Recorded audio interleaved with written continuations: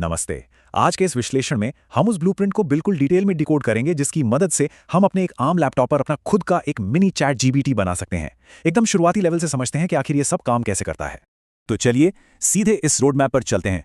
हम इस पूरे प्रोसेस को 5 हिस्सों में बांटेंगे। पहला, नो मैजिक जस्ट लॉजिक। दूसरा, 4 फाउंडेशनल टूल्स। तीसरा, डिजिटल दिमाग बनाना। चौथा, एक मशीन आखिर सीखती कैसे है। और पांचवां, अगला सबसे बड़ा कदम।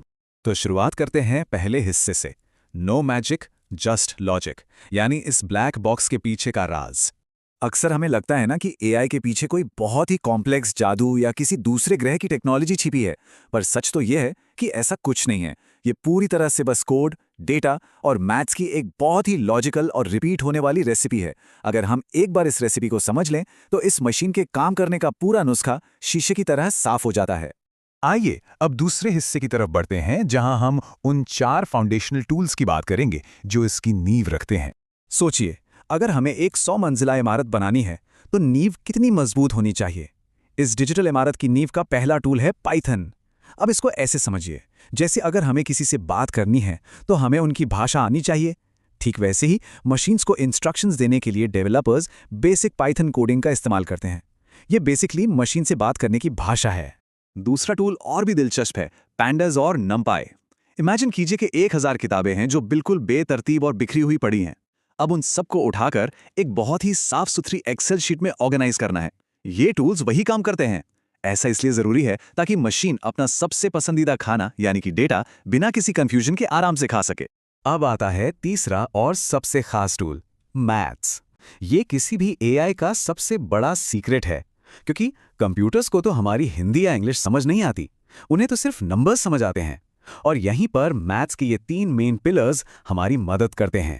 इनमें पहला पिलर है लीनियर अलजेब्रा, जो एक जबरदस्त ट्रांसलेटर की तरह काम करता है। ये हमारे इंसानी शब्दों को नंबर्स में बदल देता है। जैसे एआई की दुनिया में एप्पल का मतलब शब्द नहीं बल्कि नंबर n हो सकता है, और बनाना का मतलब नंबर 20। एकदम सिंपल मैथ। इसके बाद बारी आती है दूसरे पिलर की, यानी कैलकुलस, और इसमें सबसे इंपॉर्टेंट है ग्रेडियंट डिसेंट। ये एआई को अपनी गलतियां सुधारना सिखाता है।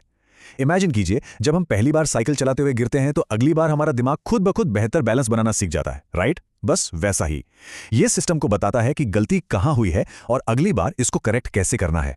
और तीसरा पिलर है प्रोबेबिलिटी, यानी संभावना। ये एआई को बिल्कुल लॉजिक के हिसाब से अगला शब्द गेस करने की ताकत देता है।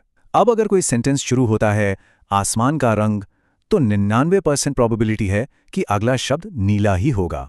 एआई बेसिकली इस तरह के प्रोबेबिलिटीज को जोड़ जोड़कर ही आगे बढ़ता है। चौथा टूल इन सारी इंग्रेडिएंट्स को एक साथ लाता है।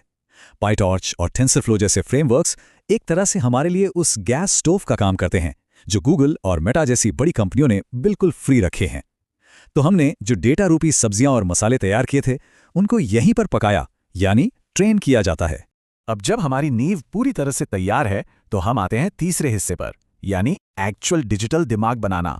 ये वही जगह है जहां एक बेजान मशीन सच में सोचना शुरू करती है। साइंटिस्ट ने न्यूरल नेटवर्क्स बनाने के लिए हमारे इंसानी दिमाग के न्यूरॉन्स के बिल्कुल एग्जैक्ट कॉपी तैयार की है। ये किसी बड़ी कंपनी के कॉर्पोरेट स्ट्रक्चर की तरह काम करता है। कुछ वर्कर्स होते हैं जो डेटा लेकर आते हैं, फिर मैनेजर्स उस डेटा को प्रोसेस करते हैं, और आखिर में एक बॉस होता है जो फाइनल डिसीजन लेता है। एकदम प्रॉपर चेन ऑफ कमांड। अब ये आर्टिफिशियल न्यूरॉन्स डेटा को इवैल्यूएट कैसे करते हैं, इसको समझने के लिए वेट्स का कॉन्सेप्ट समझना बहुत जरूरी है।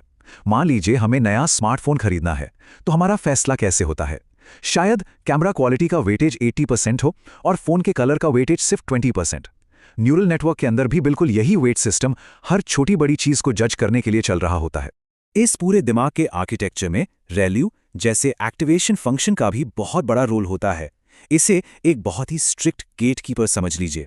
जैसे स्कूल में टेस्ट पास करने के लिए 33% मार्क्स चाहिए ही चाहिए, और अगर 32 आए तो आप फेल। ठीक वैसे ही रैल्यू किसी भी कचरा डेटा को आगे बढ़ने ही नहीं देता, उसको वहीं डिस्कार्ड कर देता है। आइए अब चौथे हिस्से की तरफ बढ़ते हैं।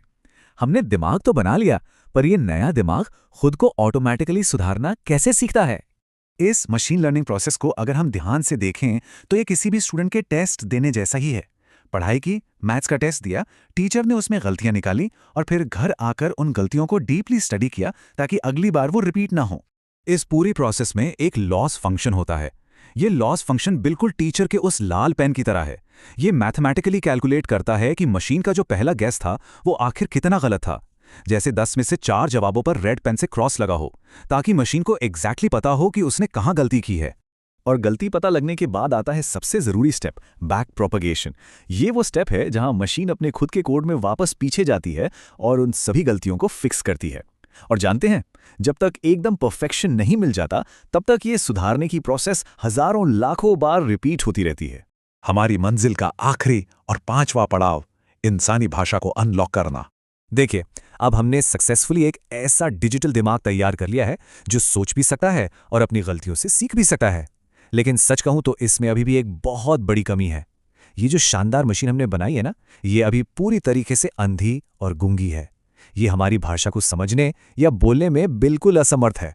पर फिक्र मत कीजिए, हमारे इस विश्लेषण के अगले हिस्से में हम इस प्रॉब्लम को भी सॉल्व करेंगे। हम गूगल के उस टॉप सीक्रेट ट्रांसफॉर्मर आर्किटेक्चर से पर्दा उठाएंगे जो 1000 पन्नों को सिर्फ 2 सेकंड में पढ़ सकता है। और एक ऐसी जबरदस्त ट्रिक भी देखेंगे जिससे 100 जीबी के किसी मैसिव एआई मॉडल को एक 4 जीबी रैम वाले पुराने लैपटॉप पर बिल्कुल फ्री में चलाया जा सकेगा। तो इस विश्लेषण को हम एक बहुत ही गहरे सवाल के साथ यहाँ रोकते हैं। दिमाग तो हमने पूरी तरह से बना लिया है, लेकिन ये आखिर हमारी भाषा बोलना और समझना कैसे सीखेगा? ये बस एक रटने वाला तोता बनकर कैसे नहीं रह जाता, बल्कि एक असली समझदार असिस्टेंट कैसे बनता है?